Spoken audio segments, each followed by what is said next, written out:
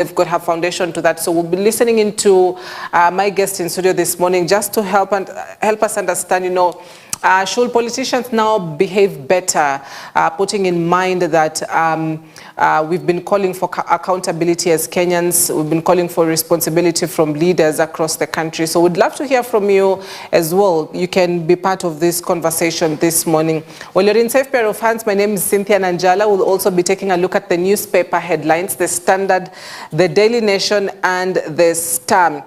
Well, the shock of counties that are spending millions of shillings in luxury and in hospitality. Well, that details are on The Star, as well as the jobs fraud scandal, people that want to go abroad but are still victims of job fraud. So that is also something that is on the Daily Nation that I will be telling you in just a bit. So let me get this show started and take a look at some of the stories making headlines across the country this morning. The political woes facing Deputy President Rigathi Gachagua took a different turn on Monday, with the Tana River Senator Danson Mungatana filing a censure motion against the number 2 in command.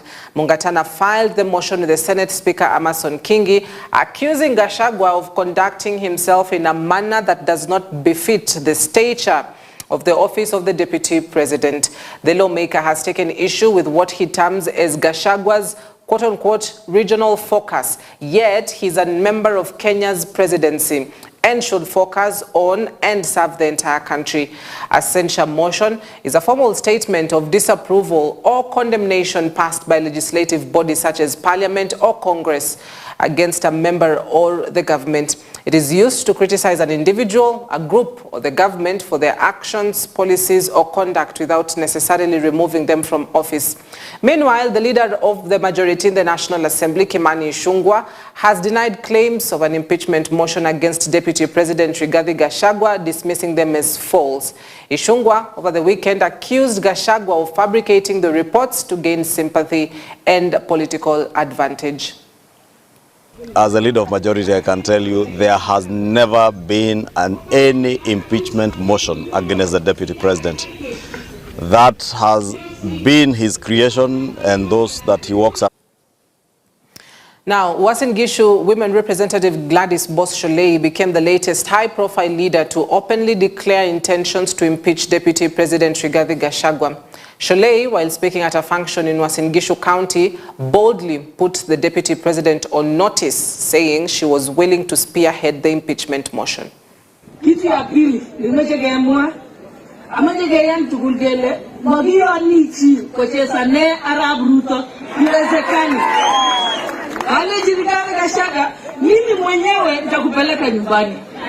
am putting you, Rigathi Gachagua, on notice. You are going to be impeached. I can confirm that to you today. And I shall be in charge of that impeachment myself. So,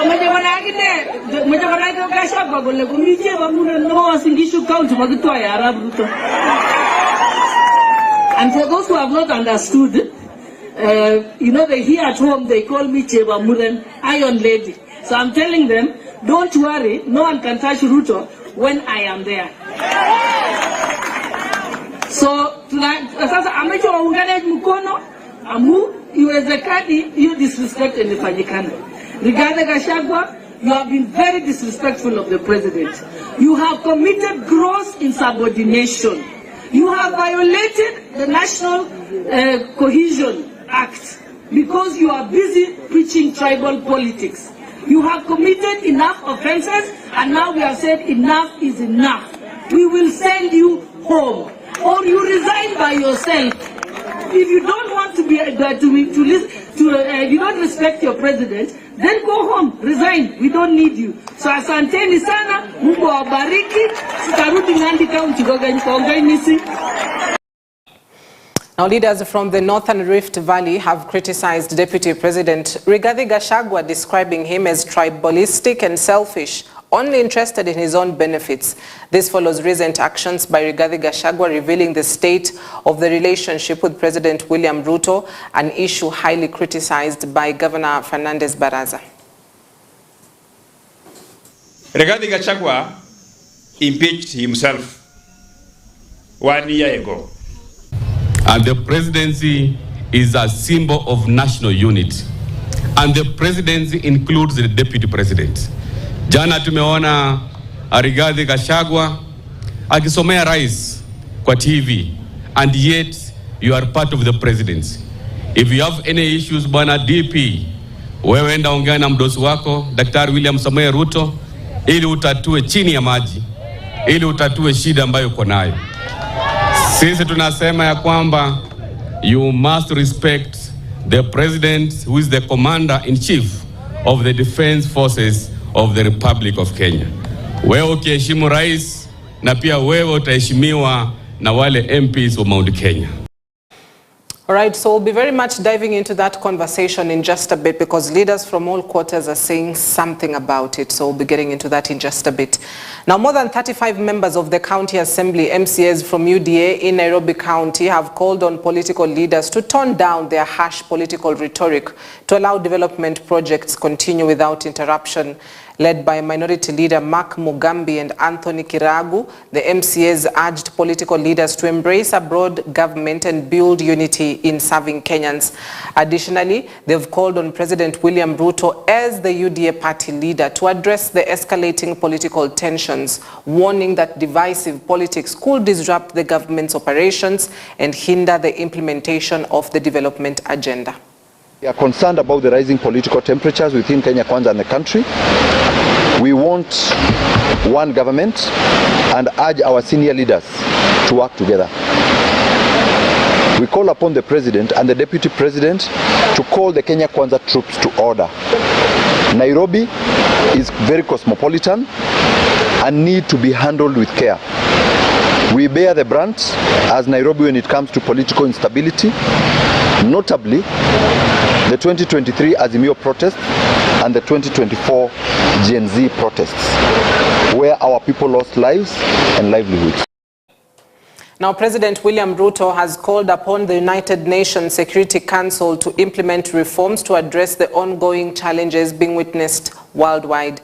The president explained that the current system being used has failed to fully address issues related to disasters such as climate change, equality in matters of loans and debt. He noted that despite the presence of these challenges, efforts to find solutions have been proceeding at a slow pace. Additionally, President Ruto stated that if urgent measures are not taken, people in various nations around the world may face unprecedented conflict.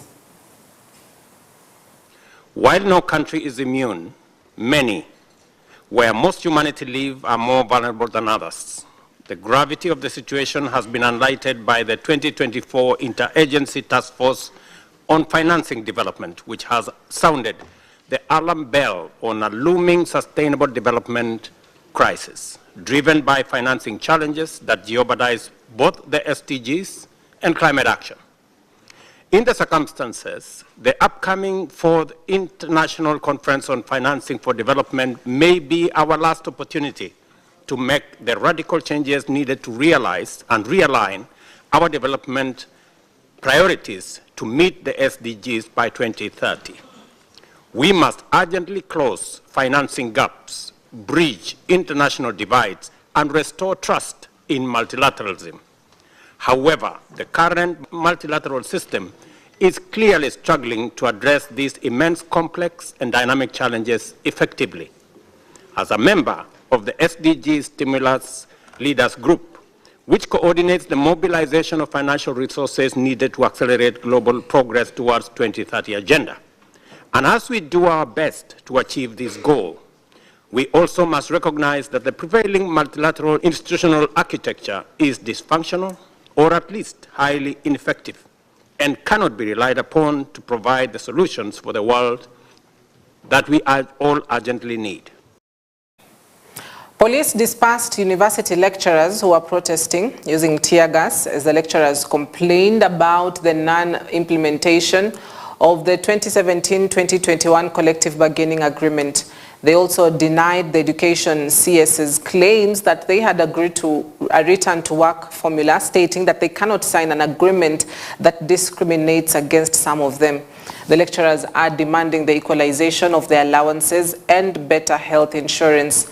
The lecturers marched to the Ministry of Health offices education officers, complaining that they have been in negotiations with the government for over a year without any success.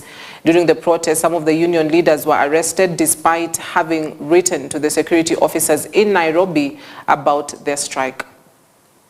The policemen for permission. Our duty is to notify them, and they are supposed to provide us with security. And this is a confirmation that we notified them on 19th September 2024. I want to say this. You will not suppress the rights of dons in this country. You will not. We will not allow you. The freedom we are enjoying, people died for it. And I want to say, as academic staff and university staff, our rights will not be trampled upon. Tell them. I want to make it clear to the CS, Minister of Education, my senior Ogamba, CBAs are not negotiated through letters. I saw a letter circulating in the media purporting that we have reached consensus. How do you expect us to go and negotiate on retirement age? Retirement age is guided by policy. So if universities have failed to implement the policy directive that requires dons to retire at 74 years, then you cannot purport that we have negotiated and agreed. I saw you are alleging that we have agreed on car loan and mortgage.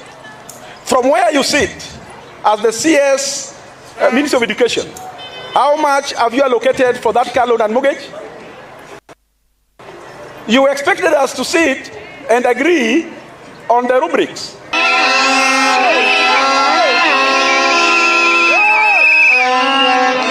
Who is this? Who is this? Who is it? That can be equated to a professor. Yeah. Tell me. Nobody. I want to say this, colleagues. Kumbe, you don't know what. Tell them. The University Academic Staff Union, the way you are seeing, they have said no. They will say no wherever. And I want to impress upon you, we are not budging. It might get hotter. It might get hotter. Security officers in Kiambu County are continuing investigations to determine the cause of an incident where the body of a man was found hanging from a tree with his hands tied, a sign the police say indicates he may have been killed elsewhere and his body brought to the location. This incident has raised many questions from local residents who are wondering how a middle-aged man could have tied his own hands and hanged himself. Additionally, residents have expressed concern over the increasing insecurity in the area, particularly in regions like Ndumbiri, Cemetery, Turitu, Kanunga, Dumeri Town, and Ngegu. Currently, the residents of Kiambu County are calling on the county leaders, including Member of Parliament Waithaka Mashua, to take quick action to enhance security in the area. Wameuliwa hapa kwetu, hapa Kangoya, hapa karibu na Riara Catholic. Sasa asubuhi tumeitwa kwa manyumba, tukaambiwa kuna mtu ameuawa. Sasa tukateremka kumuona. Wale watu, hii area imekuwa baya sana sababu kuna watu kadhaa wameuliwa hapa, kama watu 3, 4, na wengine wanapigwa kila siku, wengine wanadugwa na visu wakienda kazi, wengine wakienda shule. Watoto wa shule hapa kuna shule 3, Liara Primary, Liara Loreto Primary, na hizo shule bado tunasikia tuko na uoga sana sababu ya hizo shule watoto wakienda shule bado wanakutana na wakora huku chini. Shida yenyewe iko huku. Acha tuseme wauaji imekuwa kwa wingi, watu wameuliwa kama kinyama. Pande ya Kangoya shida imekuwa zaidi ya Liara, kutokea hapa juu mpaka kwa shule. Tukienda kazi lazima mwende mkiwa wengi, kati yenye sio usiku sana. Mtu 3 ameuliwa hapa. Ameachilia mwenye alifanyia kitendo. Au yao mwana alikuwa anaenda job kitu saa 1:30 ya asubuhi, akakuja akadunga na visu na tukapata kisu wakati yenye watu walikuwa tu wanafyeka huko. Ni baba kijana, lakini ako na bibi, ako na watoto. Sasa hawa watoto wataenda wapi? Watoto wakiachwa na baba yao na namna hiyo, hawezi kwenda kwa mto ama wajiwe na wao. Hasa hii ni shida tunaongezwa katika jamii. So tunasema lazima tuchunge na watu wote, hata wale wanaandikana makazi. Chunguzeni na muone ni watchman gani hapatikani, ako wapi, ama watu wa bodaboda, because huyu mtu ako na blanketi, ako na jacket, ako na masweta, ni kama mtu alikuwa anafanya kazi wakati wa baridi na sasa hayuko. Hii ni hasara. Hii si mpango wa ati ya Mungu alikuwa amepanga hii. Mungu ndio anaitana, lakini kwa hii tunasema sio watu tunasemanga ni Mungu alipeana, ni Mungu ameita. Hapa sio Mungu ameita.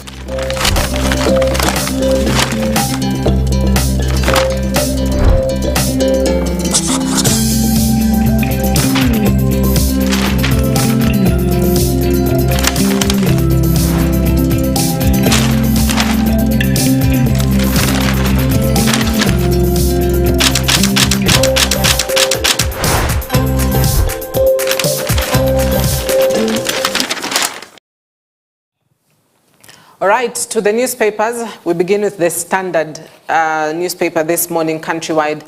How is it looking like? What is the headline? Deputy President's troubles pile as leaders aim for spoils. DP's troubles pile as leaders aim for spoils. When it rains, as they say, it pours. So Tana River Senator Danson Mungatana wants the Senate to censure the Deputy President, even as senior Mount Kenya leaders position themselves should the looming impeachment idea materialize and vacancies occur. So that's the headline. The Deputy President in hot soup, even as senior Mount Kenya leaders position themselves should the looming impeachment idea materialize and should vacancies occur. So how are they lining up? Well, you've got the Kithure Kindiki's, the Interior CS, whose name has featured quite a lot of times in this conversation. As you know, he has been endorsed by various leaders from Mount Kenya East, elders as well. The Njuri Ncheke Council of Elders have endorsed Kindiki Kithure. You also have Kimani Ichung'wah, who's lining up, Anne Waiguru, Ndindi Nyoro, Cecily Mbarire, Gladys Wanga, and Mwangi Kiunjuri. And so Danson Mungatana, the senator, says public utterances made by Gachagua have marginalized sections of Kenyans, created heightened tensions among different ethnic communities. Now, Gladys Wanga, the Homa Bay County governor, says when anybody from the presidency comes out to address the country, Kenyans expect to hear about how to deal with many challenges. Kotu boss Francis Atwoli, on his part, says you cannot be contradicting government policies, contradicting your own president. A deputy president is supposed to play cool, not even to be heard. Gathoni wa Mushomba, Githunguri member of parliament, says, I am a sad mother, daughter of the mountain. I am not qualified to advise the president, but please remember how painful it was to get that seat. Millie Odhiambo, the Suba North MP, says, I want to plead with the president. Please ensure there is some level of sobriety. Kenyans are suffering and Kenyans are living hand to mouth. So that is the headline on top of the page, which now brings you to page 8 and 9. Following, the explosive TV interview that the Deputy President had on Friday, reactions have continued to pour in over the weekend as well as for the better part of Monday. Even as the impeachment talks hang in the air, MPs are blowing hot and cold on it. Some are saying there's an impeachment motion, some are saying there's none.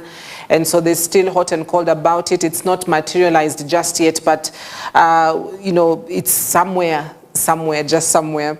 And so Deputy President impeachment talks reveal little sympathy for him, even as leaders want him out. And if Gladys Bos-Sholei, the Deputy Speaker of the National Assembly, is anything to go by, then clearly shows there's little sympathy for him. So some leaders lashed at DP for, among others, his tribal politics and contradicting his boss.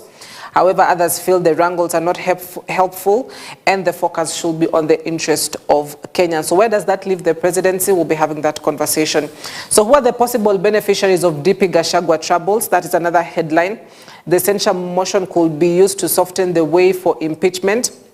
Now, Governors Gladys Wanga, Anne Waiguru, and Cecily Mbarire touted as front runners for Ruto running mate slot. But all this is just dependent on what happens with the deputy president. And so who are the possible beneficiaries of DP Gachagua troubles? That's a big question. Now, one political commentator, Andrew Nyabuto, says that President Ruto's succession game revolves around Waiguru, who's doing her second term in office as governor, as well as CS Kindiki, or the National Assembly Budget and Appropriations Committee chairperson Ndindi Nyoro in central Kenya. Laikipia East Member of Parliament Mwangi Kiunjuri has been a vocal critic of the DP and has been galvanizing support in the region, and is also angling for opportunities should the motion go through. Now, remember in 2022 elections, there were two names that were touted as could be running mate to the then now Deputy President William Ruto. And two of those names were Rigathi Gachagua, who was the Madeira Member of Parliament, and Kithure Kindiki, who was a senator at that particular time. So after a protracted battle, Ruto announced Gachagua as his preferred running mate, much to the chagrin of many politicians from central Kenya who had vouched for Kindiki. Hours before that announcement, the then Tharaka Nithi senator was about to be crowned, but tables turned when the Kenya Kwanza power sharing deal was made public, triggering a wave of discontent among Ruto allies from Mount Kenya. So it has always been about Kindiki versus Gachagua, and this may actually be the point to which we resume that conversation, depending on how this particular impeachment motion goes, or at least how even the president himself handles this fallout with the deputy. So that is the headline on top of the page. Also, tempers flare as Mbadi is pushed on Adani deal. Treasury Cabinet Secretary John Mbadi was at pains to convince senators that a deal struck by government and Indian contractor was above board. Now, it was a heated moment at the floor of the committee within the Senate as he faced, former colleagues from the minority side to explain why President William Ruto's administration handed the job to upgrade JKIA to Adani Airport Holdings, while other companies had also expressed their interest. Now, Mbadi told the Senate Roads and Transport Committee that he was not aware that two other companies had shown interest in that particular project. Now, remember that headline on the, I believe was the Daily Nation yesterday, where we spoke about two companies which had expressed interest, one through a private partnership proposal, public-private partnership proposal, while the other was through a private-initiated proposal. And so that was Adani and a company called ALG. And so that is also one of the things that featured in this particular grilling. Now, to the Daily Nation, 720 million shillings job fraud suspect who was in Ruto Germany trip. 720 million shillings jobs fraud suspect who was in Ruto Germany trip. Now, although he was not part of President William Ruto's recent delegation to Germany to sign labor agreements, Caesar Wagisheru Kingori, also known as the Shroud of Vintmark Travel Agency Limited, managed to find his way to Berlin while he was hobnobbing with leaders at the meetings on overseas work opportunities. He had left a trail of victims of his job racket back home, where investigators had summoned him for questioning. So what's alleged? Amount desperate job seekers were paying to the travel agency was at 150,000 for him to connect you to a job to Germany or to a, to a different country abroad. However, thousands of jobless Kenyans have fallen victim to fake recruiters, and he could be just among those particular recruiters. So that is a story that is on page 6 and 7 this morning, to which is at the center of this tour company, which is called Vintmark Travel Agency. And so Caesar Kingori is still under investigation, even as, he was out of the country, surprisingly in Berlin, at the same time to which the president was also in Berlin. Now, we won't be cowed. Varsity staff vow to go on with pay strike. University Academic Staff Union, as well as the Kenya Universities Staff Union, continue to head to the street, and they want the CBA between 2017 and 2021 implemented. And so what you're seeing is one of the, I'd say, protesters was being ruffled by a non-uniformed police officers.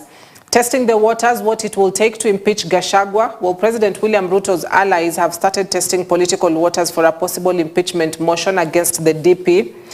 Through a censure motion in the Senate, Tana River Senator Danson Mungatana filed the motion over what he termed as Gachagua's unbecoming conduct that has continued to demean the office of the Deputy President. Now, what I need you to know is that for an impeachment motion, it has to originate from the National Assembly and not the Senate. Well, for a censure motion, well, Danson Mungatana has filed that, but if it was an impeachment motion, it has to originate from the National Assembly, has to go through the requisite process, get the requisite numbers. At least 117 of the members of Parliament need to support that particular motion.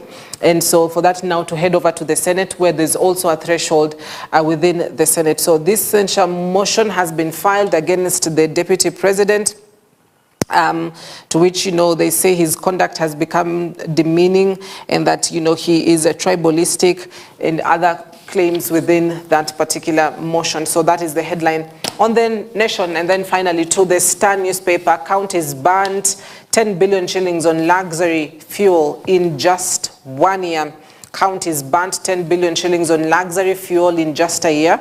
The extravagant expenditures are claimed under operations and maintenance. Some of the top counties to have spent millions include Kakamega, 521 million on hospitality. Nakuru, 446 million on hospitality. Bungoma, 433 million on hospitality. Those are some of the top counties which have spent so much, because after Bungoma is Tana River, who have spent 257. So there's a gap of roughly at least more than 150 million shillings from the top 3 to the 4th position.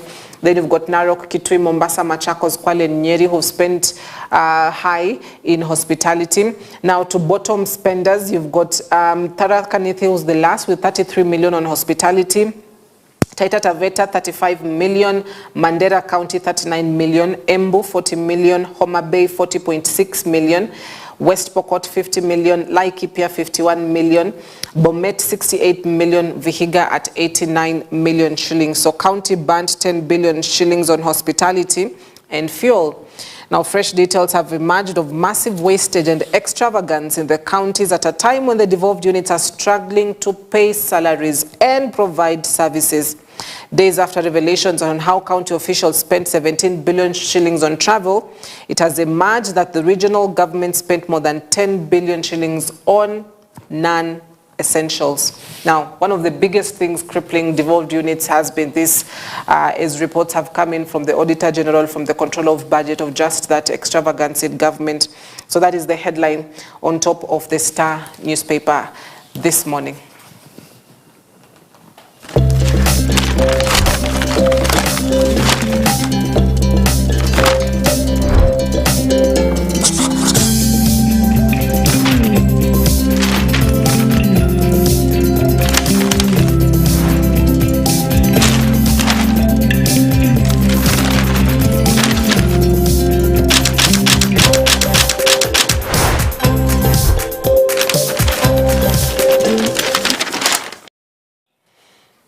All right, stay with us. We're taking a quick breather, but when we come back, we'll be getting into the conversation from a youthful perspective on the state of the presidency. The headlines are worrying.